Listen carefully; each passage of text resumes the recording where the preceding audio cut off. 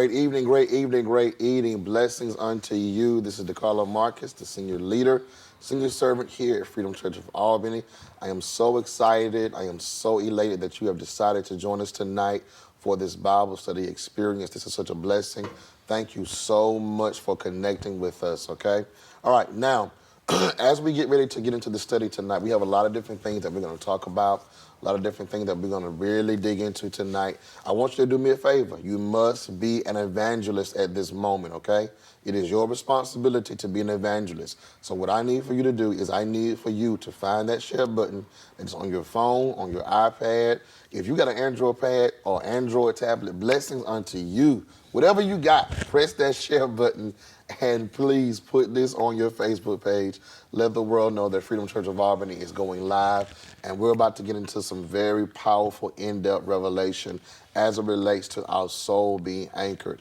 All right, the concept that we've been talking about for this past pretty much 3-4 weeks has been moving forward, dealing with soul therapy, and making sure that our souls are anchored, all right? Because we have been having this mantra of understanding that stability is movement, all right? Do me a favor, put it in the box. Stability is movement, okay?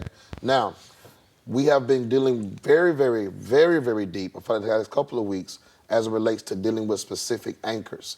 And the specific anchor that we dealt with upon on last week was the anchor of ensuring that we spend efficient, alone time with the Father. Okay? And we brought up a lot of revelations, a lot of concepts as it relates to that idea. So, I will be teaching this, but I will not be teaching this alone. I am elated to have my brother, all right, a friend. He's a father. He is a husband. He is an entrepreneur. He is an artist. All right, even with this merch right here, this merch belongs to him, all right? This merch belongs to him. So please, Freedom Church of Albany, he belongs to you. He's connected to this ministry. Welcome to our Bible study night on tonight. The man, Kirby Love. What's up, brother? What's up, brother? Everything good with you? Yes, man. Excellent, yes. man. Glad Excellent. to be here, man. Excellent. We're glad to have you, man. Hey, it's an awesome thing, man, to be able to come on here tonight. I'm always watching you live, the broadcast, always being blessed, man. So it's an honor to even be here, man, just to, do this right here with you tonight and for our Freedom family out there. Hey, man, listen, the Freedom family is such a blessed to have you here. Listen, I'm going to tell y'all this because most of the time when Kirby's here, most of the time Kirby is behind the scenes, all right? He's dealing with the audio, dealing with the video, stuff like that, but I finally got him to come in the spotlight. Got him in the spotlight.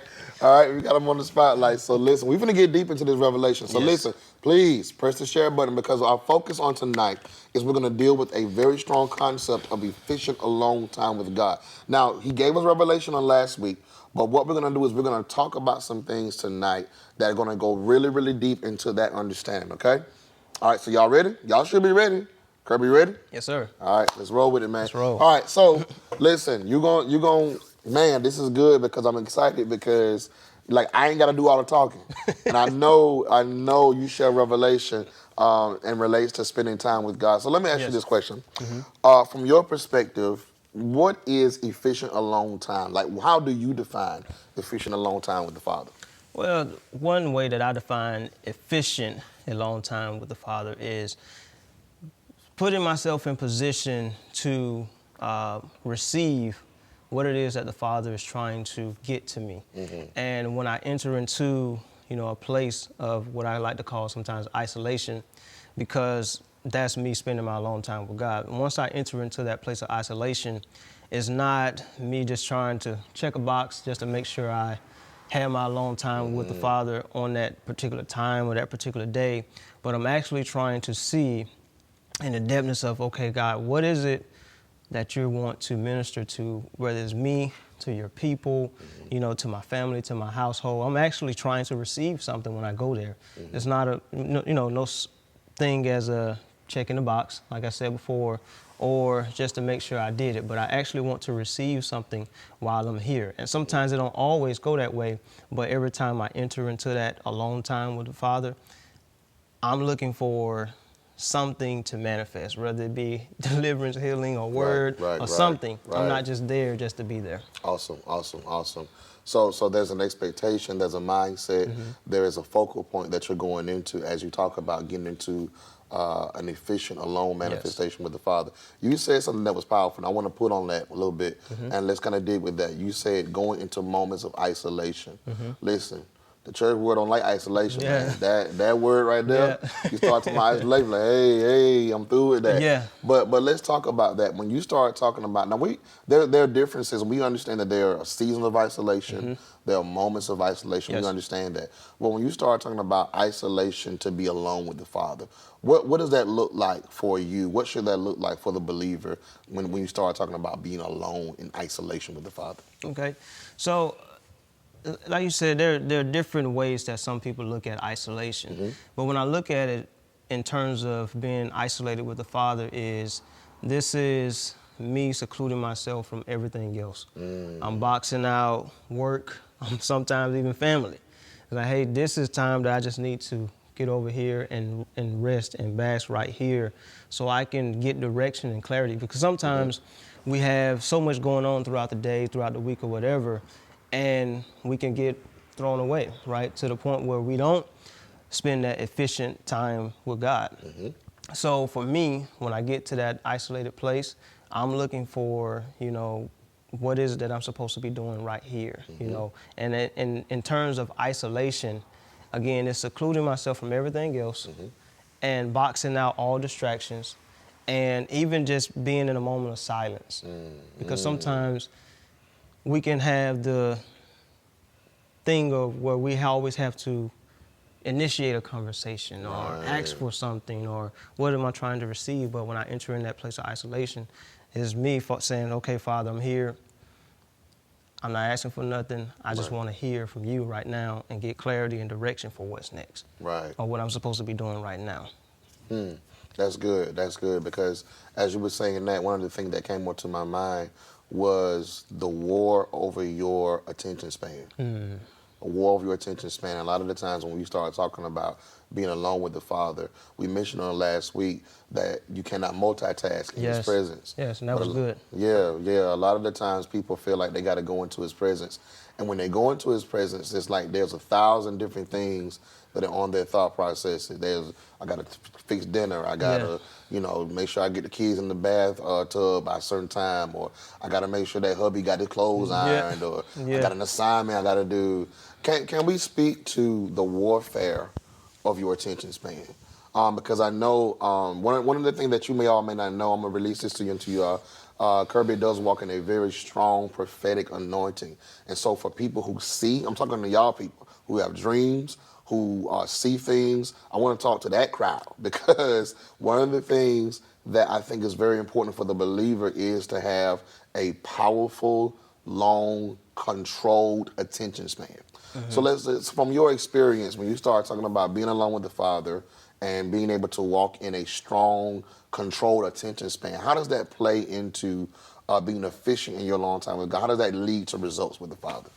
Well, I mean, you have to, like I said, when you're boxing out distractions, you have to be able to say, I'm no longer doing this right now. You have to be intentional about everything that you're going to do, especially when you're talking about spending a long time with the Father. And like you said, it's not good to multitask, or you shouldn't be multitasking if you're trying to spend time with God, because as you talk about things pulling onto your, what's grabbing your attention the most. And when we look at it in that sense, we have to say, what's the priority right now? Yeah. So when you're saying, okay, I'm going to dedicate this particular time or this moment or this hour for the Father, then it has to be that. If it don't, then those other things are going to constantly pull on you, whether it be your children, whether it be the TV, whether it be music. Sometimes it's some of the smallest things that actually will pull us in away from where we're supposed to be. Not simple things. Not simple things. Man, listen, stop right here, put in the box, prioritize His presence, and then also put in the box, it's not always the sinful things that keep me from His presence. That's good, man. So my child, which is not sinful, but can be a distraction. Yes. Let's deal with that, man, because we got to help the people, man, Yeah. because 2021 we Yeah. got to get in this presence. Right. Let's talk about that. Right. So So go ahead. Go ahead. No, you go ahead. I'm good.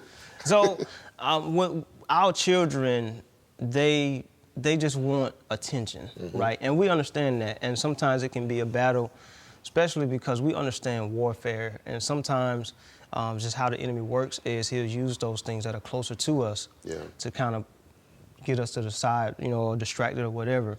But with children, they just want attention, attention, attention.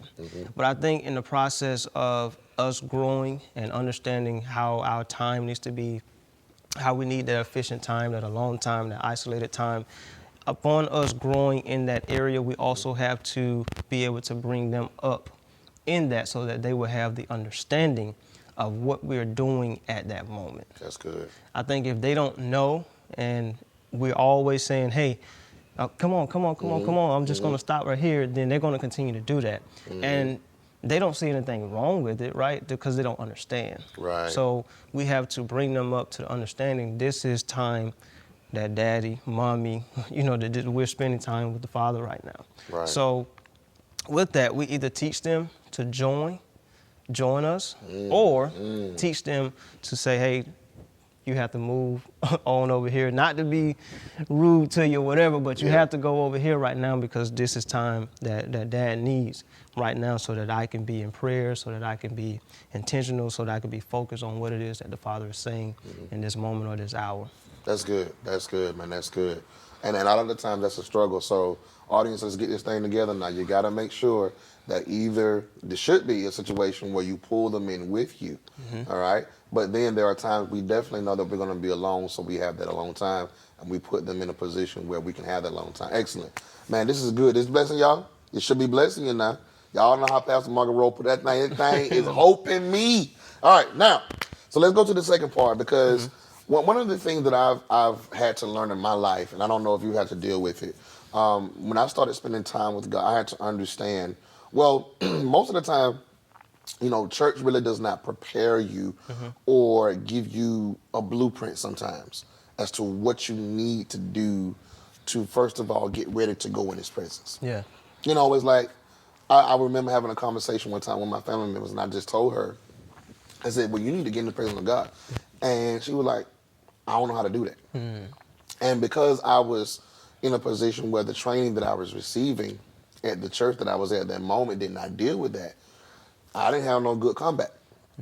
So I couldn't tell her. I didn't know. So, but you, because I know that you really are efficient in this, when you start talking about spending time with God, how do you prepare? Like, what's your process? Is there a mental thing that you start doing? Is there an emotional thing? How do you prepare to spend time with God? Well, so one answer, the first part of this is, I used to feel like, similar to what you was talking about, I had to do a workup to get into, the presence of God and to be able to spend that efficient time. I feel like, okay, I got to turn my music on, or I got to do this, I got to do this, I got to do all these things, and then now I'm here.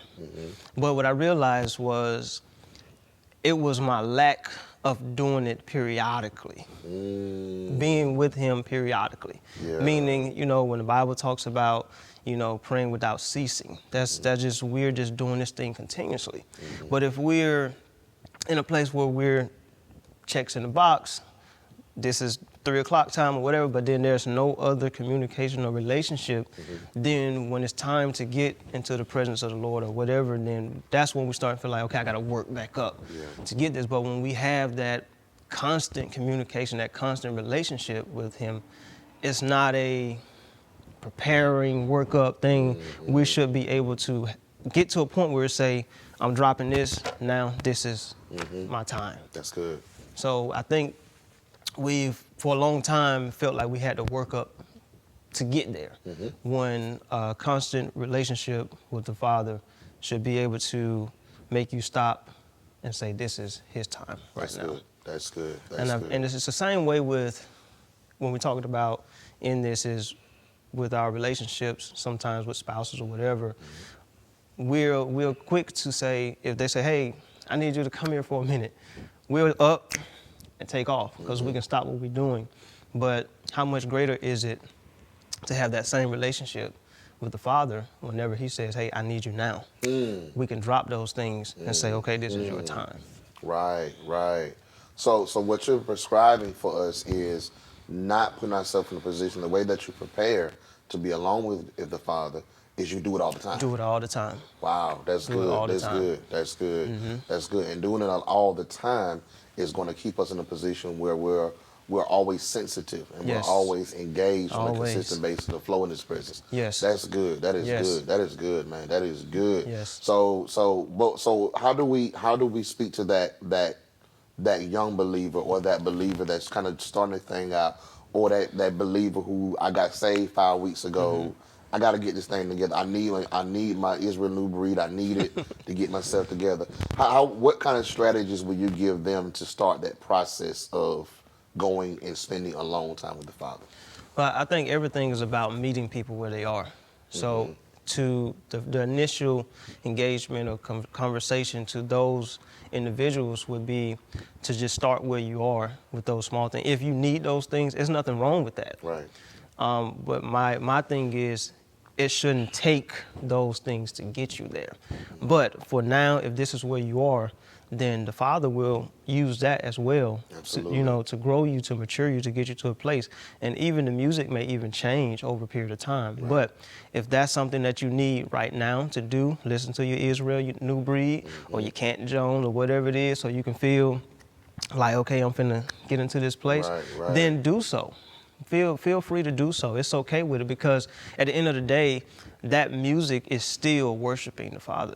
It's still honoring God. And sometimes words that are spoken in those also helps, bring some type of conversation that you may want to have to some things to that you can walk into. And from there, it presents you before other people and say, hey, I was listening to this and I wanted to know more about this. So that's okay. If that's what you need to do, then go ahead and do it. That's good. But as you mature, because this will happen, as you mature and you continue to listen to those songs and worshiping and things like that, then it's going to be to a point where you just start to do it. So it's nothing that you have to say, okay, I just got saved 5 weeks ago. I just got to go into this thing and be able to drive it, because nothing, if we're being real, there are a lot of things that don't just fall off, even when we get saved. So it's going to be the same way with prayer time, spending, understanding what it means to be efficient, having efficient long time with God. It's going to be a work up to that until you get to that place where you can just do it, where you can just walk into it, where you don't have to wait on a Sunday service, or you don't have to wait on the music to drop, or you don't have to wait on the pastor to preach and say, hey, lift your hands where you are so we can, you don't have to wait on that. But it takes time. It's a thing that you develop over a period of time. But what we see is the more we do it, the more we're able to drop those things that are not as important to us and just say, Father, here you go. That's good. That's good. That's good, man. Because it helps us to understand that wherever we are, the Father's going to meet us. He's going to connect with us, and He can use those elements to pull us to a place where we're no longer dependent upon those elements. Yes. That's awesome, man. Yes. That's awesome. Now, let's deal with this, man. I got to. Y'all, I'm controversial. I need deliverance. I need deliverance, man. Because one of the things that I think about, and you spoke something that kind of resonated within my heart. So that's what I'm going to ask you. One of the things that I look at is the fact that there are some believers, or this is my word, we've churchified everything. So it's almost like when I'm not in church, I don't know how. When I'm not in church, I don't know what to do as it relates to having this time with the Father, having this time, because I got stuff, I got responsibilities. I'm a student. I got business I'm trying to run. I'm trying to get my social media posts where they need to be. I'm selling my books. I'm doing all this stuff. So let's deal with this. And I don't want to clear the myth up, and I want to deal with this from a broader perspective. Is a long time with God and how do I want to phrase this? Is it a situation where it's for church, or is it for existence? And what I mean by that is is my alone time with God needed so that I can do what I need to do for him in the church? Or is my alone time needed so that I can exist and do what I need to do in all areas of my life? Wow, I would definitely go with the latter, because we need direction, period. Yes. Like this, the church should be the second nature. It should be, what take place here should be a result of what we're doing when we're not here. Absolute, man. Say that again. That's powerful. Listen, y'all better get that. Say that one more time, brother. What we do here in the church Wow. should be a result of what you're doing when you're not here. Wow. This means that you're not, when you get up here and pray and people say, oh, they can pray real good, that's because this is what they're doing all the time. Yeah. When they say those people are, man, listen to the word that even with yourself, when we listen to the revelation and things, this is not just you got up here and did it. It was because you need it daily. Absolutely. You're meditating daily, every single day, throughout the week. You're meditating, you're hearing God, what are you saying? What's the word that you want me to do? You're being intentional, you're got your antennas up when you're driving down the street. Father, what does this mean? I just saw this, So all of these things are taking place. But even in the middle, like I said, when you're driving your car, you're still meditating and consulting and asking God, okay, what does this mean? I just saw this, or I just, had this revelation or whatever. So when you bring those things back to the church, that's a result of all the time that you were spending throughout the week. So the things that you release today or on a Sunday or a Tuesday or whenever your time is, it's a result of time and commitment, dedication, and things that you put in throughout the week. Right. Not something that you prepared just for today, like yesterday for today, or something like that. Right. So the things that we do at home, it should be, or any other time, it should always be something that's just in us. That's good. But again, you have to develop that. Yes. It just don't happen overnight.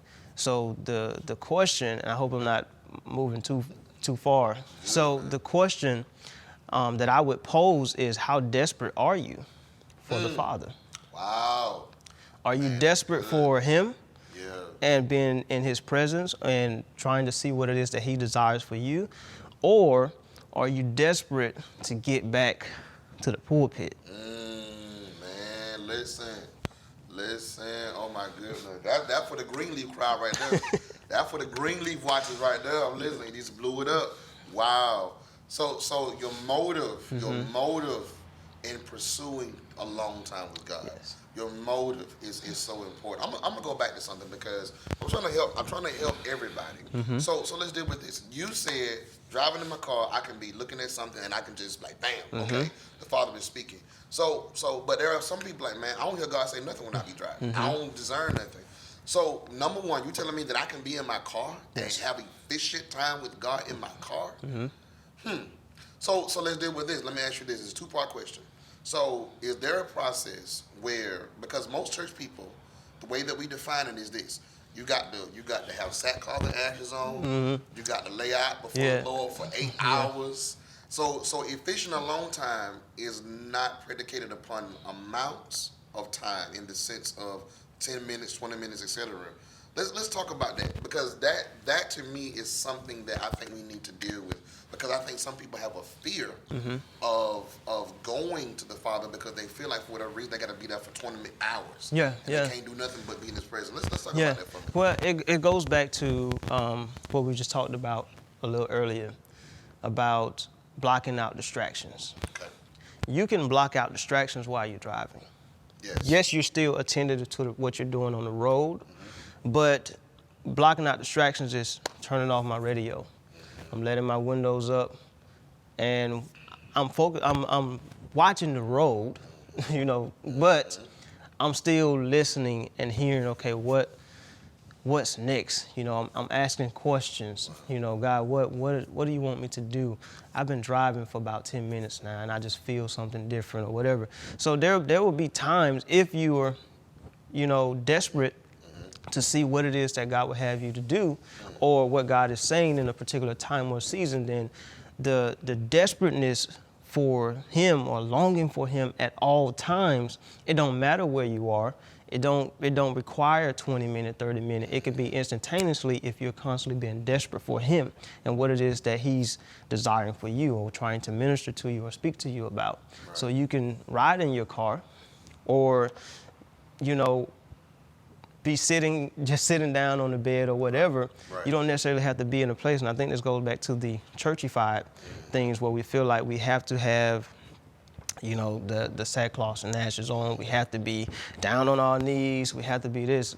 That's not necessarily the requirement to hear from the Father. Mm-hmm. That's good, man. That's good.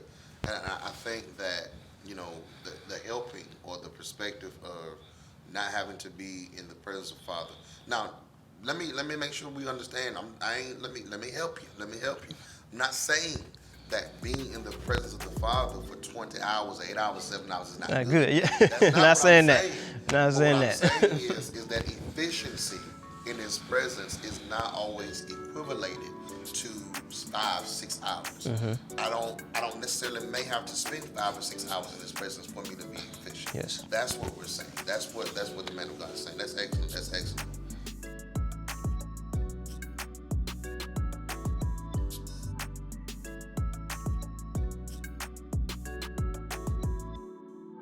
All right, so we were, so let's deal with this because I want to make sure that, because those points were very, very powerful. And I want to make sure that y'all getting this? Like, listen, y'all need, man, evangelistic duty. You are a tech evangelist. Share this. Let the people know that we're on, because this is a very powerful conversation that we're having as it relates to spending a long time with the Father. We're trying to make sure that you start your 2021 year off right, spending time with the Father. Now, so let's deal with this because we're talking about being efficient. We're talking about making sure that we take the time and we make all of our time count in the presence of God. We know we ain't got but 24 hours in a day. Mm-hmm. Most humans struggle with managing those moments, managing those hours. So we want to be efficient. Mm-hmm. The process of being efficient. Here's the thing, because some people may get into the presence of the Father or be in the pursuit of the presence of the Father, and they may quit because they don't feel anything, mm-hmm. or they don't sense anything. So from your perspective, what should a person experience? What should they be looking forward to experiencing during that alone time with the Father? Like what should they think is going to be happening for them? Mm-hmm. Well, I think for that particular question, it would depend on where the person is. That's good. And if I can kind of clarify this, is someone who's kind of new, believer, just saved, they're just going to be excited mm-hmm. all the time. So they're not necessarily going to have a high level of just expectancy as much as they are just happy to be there. Mm. As you mature, then there becomes an intensity to wait a little bit longer. That's so good. you're happy, good. like I'm happy to be here. Mm-hmm. This is dedicated time, but now I'm waiting to see what the Father is saying, mm-hmm. what the Father is trying to do. Mm-hmm. Is there something He's trying to reveal to me now? Mm-hmm. You see what I'm saying? So as you mm-hmm. mature as a believer, or throughout your time of salvation, mm-hmm. then you'll start to have different I don't want to say motives going into mm-hmm. that efficient long time, but mm-hmm. expectations. Right. You begin to have different expectations. Right. So just for me, now that when I first started to do it all the time, I was just always asking the Father to use me in that time. Mm-hmm. I want to be used. And then as I matured, I started just sitting and trying to see if there were visions, mm-hmm. if there were things that He would reveal to me. There were even times where I was put to sleep during those times. So I think mm-hmm. that those stages changed based on where I were. Right. That's good. That's good. So really what we're saying is that where you are in your walk with the Father mm-hmm. is going to be the mandate or the energy that you put towards your expectation. Yes. And what you want to Yes. experience. Okay. So let's go back. We always got to go back now. Okay. We got to go back to that believer who is not a consistent thing. Mm-hmm. They may do it sporadically. Because we don't want to give no false assumptions now. Right, right. You know, the church is not doing enough of having false assumptions, and what happens is they go and they do it, and you told me God was gonna take care of my problems, and your problems increase. Right, right. You know, y'all feel me? Y'all feel me? That's real talk. All right. So, but let's deal with this from the standpoint of the believer who loves God, she loves God, but their time with Him is sporadic. What should they experience? What should they expect to experience when they first start this journey of spending time with Him? So in sporadic, you mean they're in, they're out? Well, in or out, or I may do it Monday, but I may not come back and do it till Friday, or 2 weeks from now, the next week. Just not consistent. Yeah. Well, one thing that I won't do is I won't put the Father in a box. Yes. So I won't say that you have to have this amount of time, That's good. or you have to be this far in. So I won't put the Father in a box. However, I will say for the person who is more sporadic, one thing that you probably could experience or expect is just growth and development and understanding the Word. Yes. Because yes. those are some of the foundational things that God will use to build you upon for whatever is next, or for even sometimes for now. Right. Right. So that helps us to understand. Not only are we talking about a long time in prayer, but we're talking about worship. We're talking about reading the Word, and then also let me help you understand something. That KJV. Listen, I read from the KJV every single Sunday, but you don't have to be boxed into the KJV. Yes. You have the Holman translation. You have the NIV translation. There are several translations out there that will help you to be able to to have the scripture simplified so that it makes sense to you. Yes. Okay? The Father wants to talk to you, and you want that time to be efficient. That's good. So let's deal with this then. All right? Because we're in the same vein. So I want to deal with where we are in modern times. It's 2021. All right? We're going basically into a full year of a pandemic.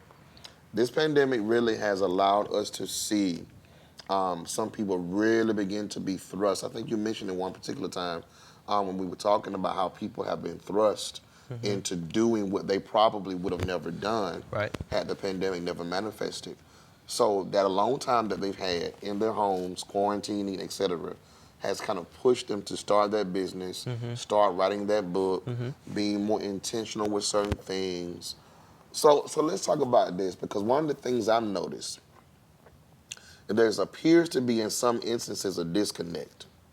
It seems like when people become more successful or more diligent in their affairs, the less time they have to spend with the Father. So I want to deal with that from the standpoint of when you have people who have a very high demand on their life. They have a lot of responsibilities, they got this, they got that going on, they're doing this, they're doing that. How does that person, number one, find the moments to spend time with God? And then number two, how do they make that time efficient? I think number one is prioritizing. Prioritizing. That's good. You have to prioritize time for the Father. Yes, and let me qualify you on this, because I want everybody to understand that Kirby is not just someone who just sit at home all day and just, worship the Father all day in the sense of he ain't got nothing to do. Yeah. He has businesses that he runs.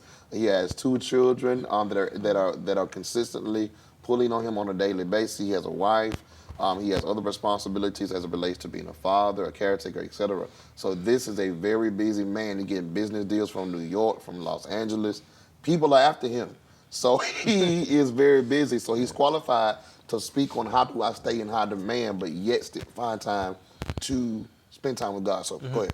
Yeah, so again, it's prioritizing. And one of the things that I say is, if you're efficient in spending time with the Father or prioritizing doing those things, then everything else is going to come. Mm-hmm. But if you're constantly after the thing, the business, the money, whatever it is that you're constantly after, then all that is going to do is fill up your schedule. Mm-hmm. It's going to fill up your time. Okay. Because we, just in the flesh, is never satisfied. Right. So Wow. the only time where we will feel complete is when we're spending time with the Father. Mm-hmm. If we don't prioritize that, we're going to always feel like we need. Mm-hmm. Always going to be going, and we're never going to prioritize the Father, who is more important than all of those things, because He's the one who provides those opportunities and so forth. Mm-hmm. So if we feel like we have to be the go-getters, Right. and not allow the Father, and I'm not saying don't, do what you do, Right. but you have to prioritize the time for God. That's good. You have to. That's good. All right, so put in the box, prioritize. That is the word for the night. Prioritization, prioritizing. All right?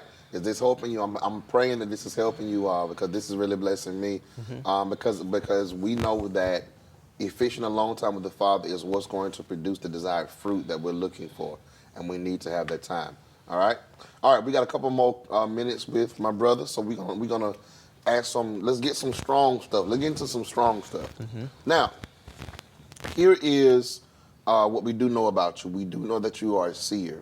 Most people who are familiar with you, especially in the Albany area that we live in, know that prior to the, 2017? Yeah, 2017, 2016, 2017. Yeah, 2016. Pretty much the first of many natural disasters that really just started to reshape our city. Mm-hmm. God had visited you, mm-hmm. and you saw those things manifest. And so I do know, because I know you personally, that those things came out of your alone time. Yes. Your efficient alone time with the Father. Yes. He revealed those things to you. So one of the things that we want to make sure that we understand is this. When I spend a long time with the Father, should I expect to see prophetically? And for those who don't understand prophetically, prophetic basically is in seeing through the eyes of the Father what is to come, or seeing a warning through the eyes of the Father. So give me your insight on that. Should there be an expectation of prophetic vision? And then when that prophetic vision comes, what do I do with it? I think it goes back to, again, where you are, mm-hmm. and where, in your walk, where your expectation will start to change. Right. Initially, I didn't always have an expectation, so to say, as, okay, let me see if I can see something or hear something. Mm-hmm. Initially, it just started off wanting to be used. Right. And you have to be careful what you ask for. Right. Be careful what you ask for. He will manifest it. He will manifest it. Yes. And that's where it initially started. My alone time was just because I got to a place where I realized that without this relationship with the Father, without this, I don't have anything. I've lived and experienced so many different things, mm-hmm. and it was hard to just find a solid foundation to be stable. Wow. And so my initial time was just, okay, I'm surrendering. I just want to be used. Yes. And then the more I did it, mm-hmm. and I talk about constantly doing it, it was just something I always did, and I prioritized it. Yes. I had times where I said I'm going, and I took some things literal in the Bible. When it said prepare a closet, I literally went in the closet. I had a chair in there, a desk and everything, but I literally went in there. Dope. And that's where those visions and things came from. But after constantly asking, God, just use me. I just want to be used. And it wasn't a sense of fatigue, like I'm tired of sitting here and not seeing anything or getting anything. It was just I was desperate. I was after him. I was after his heart and what it is that he desired for his people. Right. Because I've lived through different things where I was like, man, this ain't the way.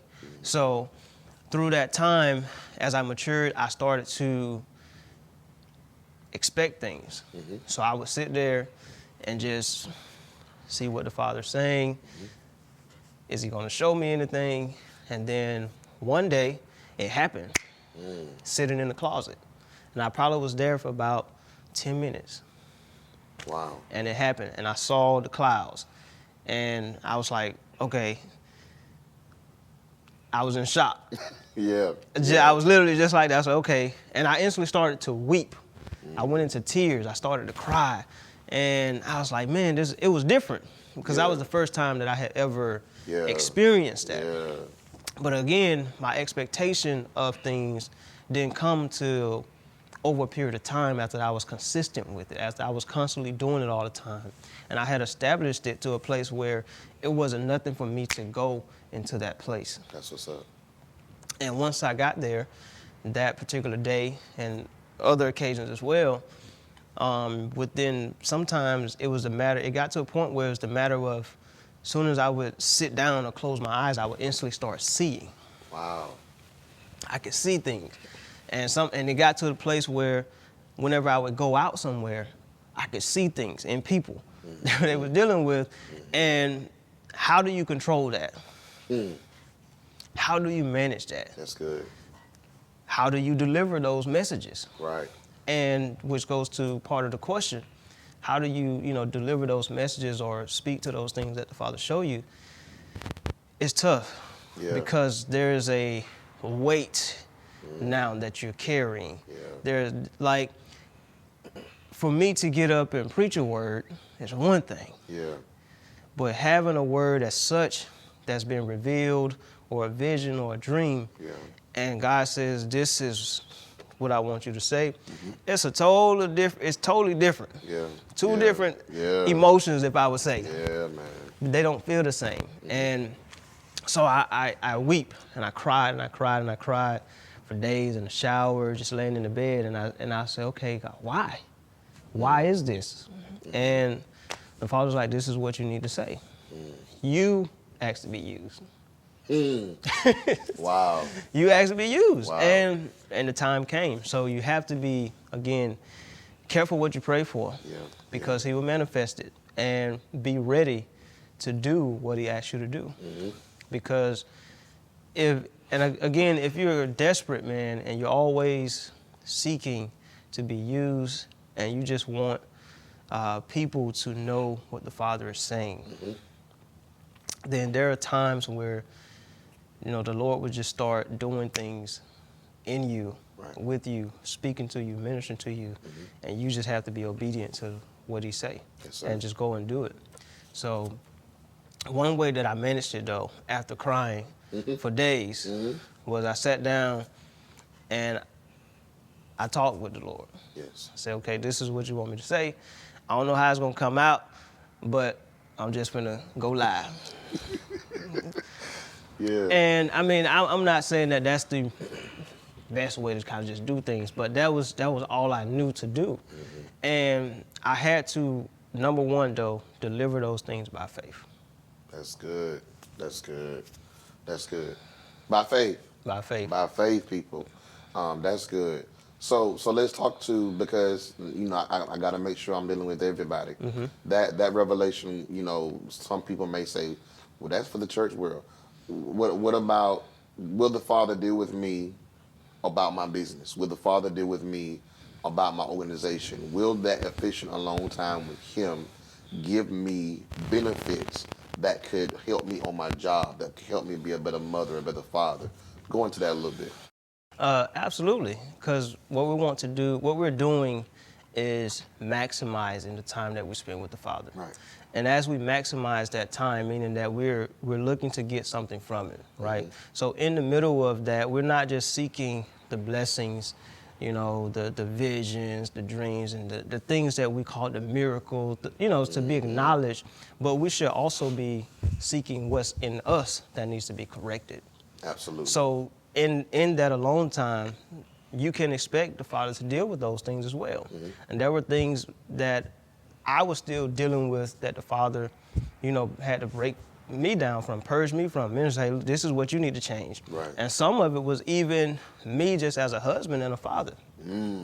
that I had to fix. Yeah. Because I was doing things here and there, like I was ready to go out to the streets and minister and stuff, but you ain't doing that at home. That's good, brother. That's good. So you're willing to equip other people or minister to other people, but yet you don't have time that you're spending with your daughter and your sons and your wife and teaching them the word and things like you're willing to do there. So there were things like that I even had to deal with, you know. So, and from a work standpoint, yes, the Lord would deal with you from a, you know, standpoint of how can you be better on your job, because sometimes we don't realize that we can be used anywhere.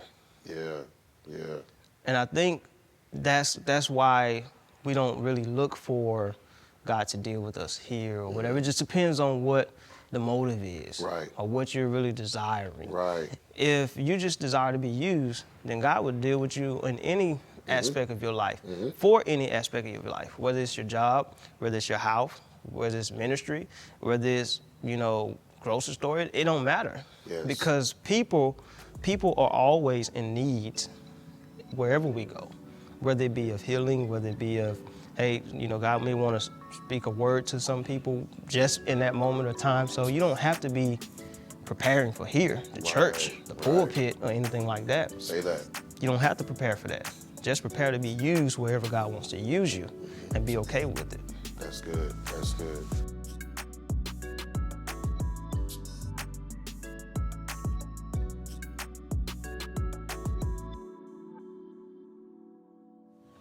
All right, so alone time with the Father can help me in my job. It can help me become more efficient on my work. It can help me become a better employee.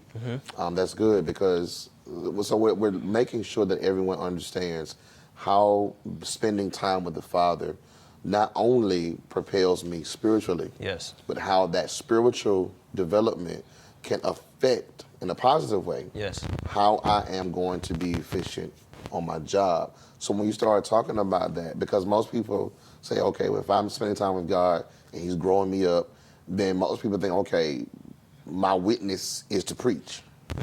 You know, so let's talk about how does your alone time make you, your efficient alone time with the Father, make you more efficient on your job, not to preach, but to perform.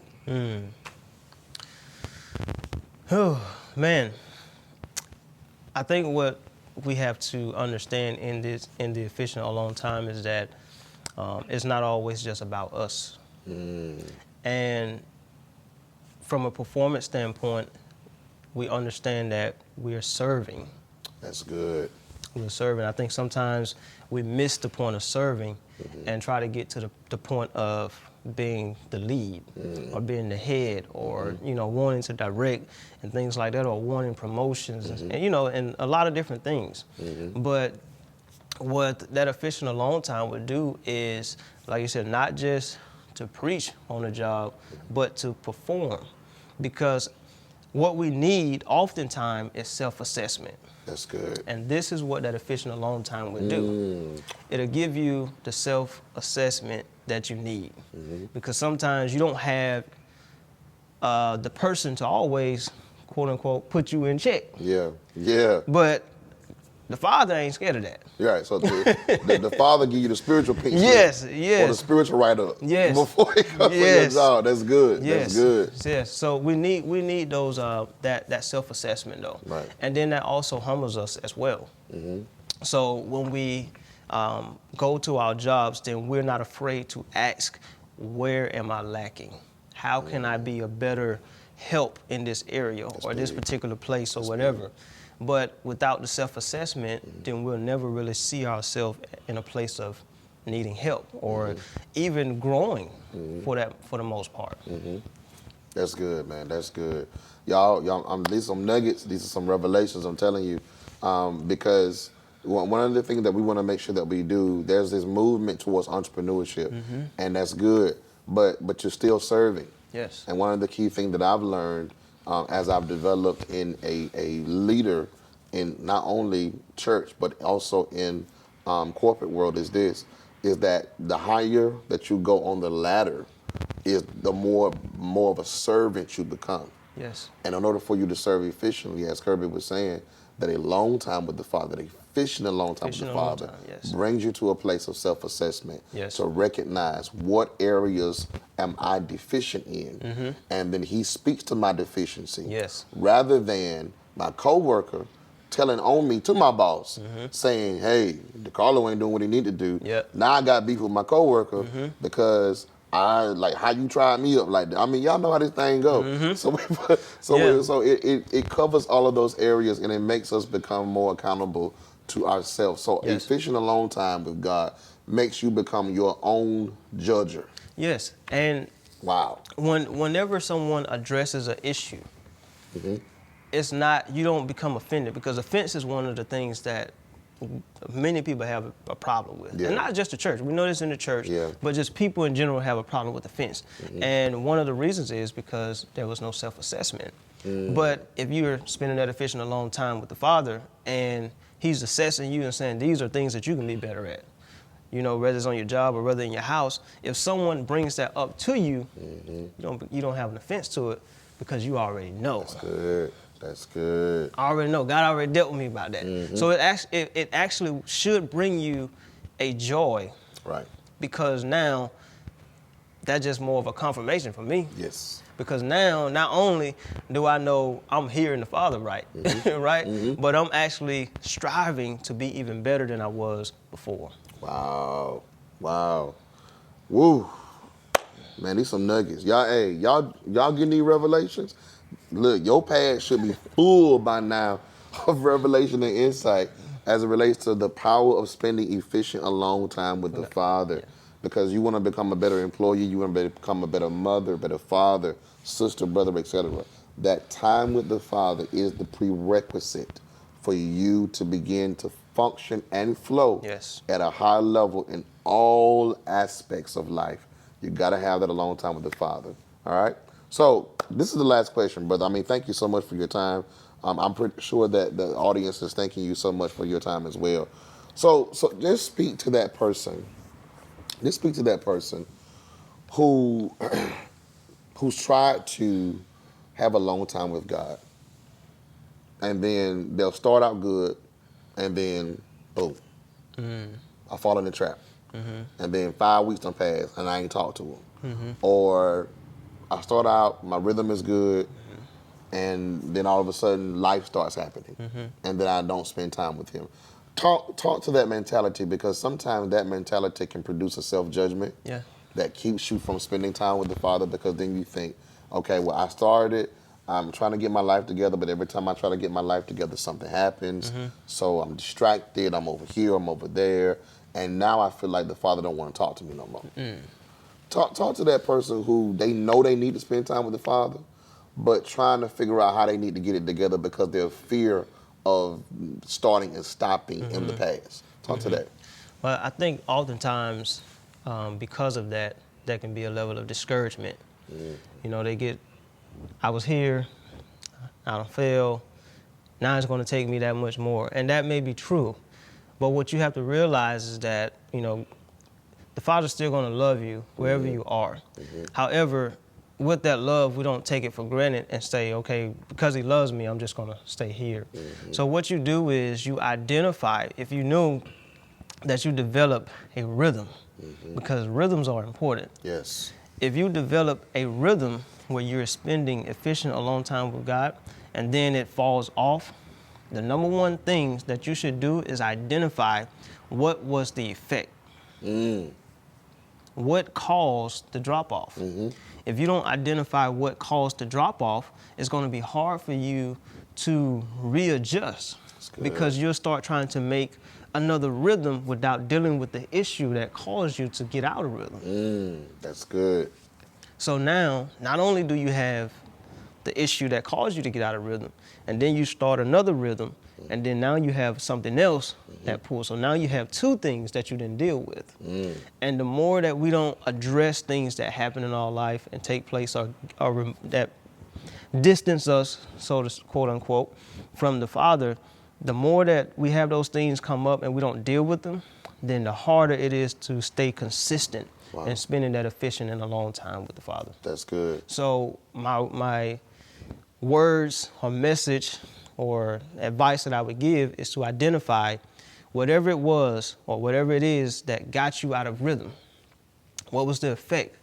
And why did it happen? How did it happen? You have to assess everything in your life. Yes, yes. If you don't constantly, not just self-assessing, but I'm assessing my job, I'm assessing, and when we say assess, we're talking about identifying the reason why I'm here. Right. Identifying the reason why I act this Not blame me, but Not blame, identify.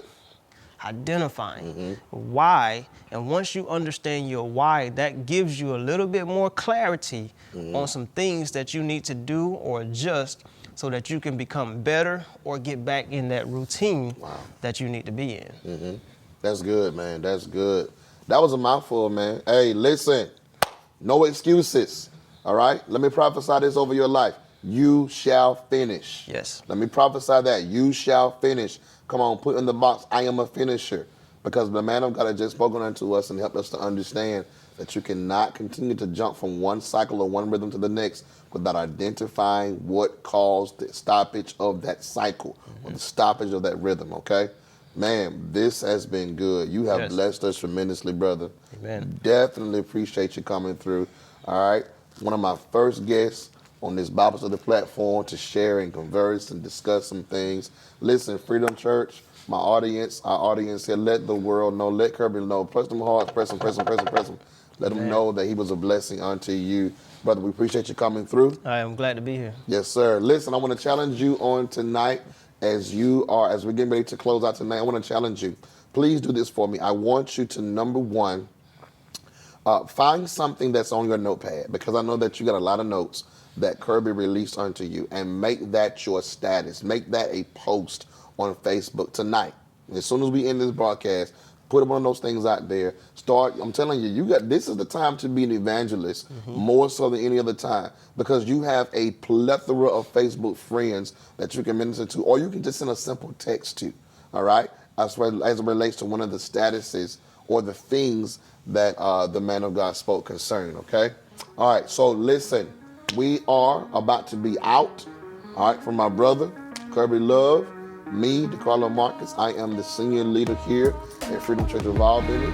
Until again, peace and blessings. We'll see you on Sunday morning. Hey, be powerful.